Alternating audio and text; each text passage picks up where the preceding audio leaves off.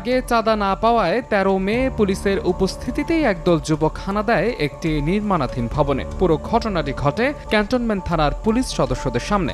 ভুক্তভোগীরা চাঁদা দিতে অস্বীকৃতি জানিয়ে থানায় মামলা করতে গেলে মারধরের পর উল্টো ৫০,০০০ টাকা চাঁদা নেয়ার অভিযোগ আসে ওসি আলিমের বিরুদ্ধে। ক্যান্টনমেন্ট থানায় মামলা রুজু করতে যাই, ওসি সাহেব আমাকে ওখানে থাপ্পড় মেরে লকআপে পুরে দেয়। বলছে সারাতে গেলে ৫০,০০০ টাকা দিতে, পরে আমি ৫০,০০০ টাকা দিলাম।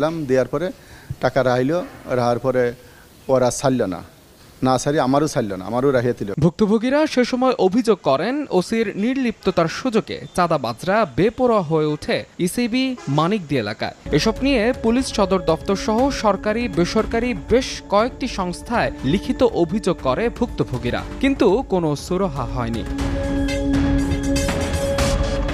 এসব নিয়ে সংবাদ প্রচারিত হয় ২রা জুন। সংবাদ প্রচারের পর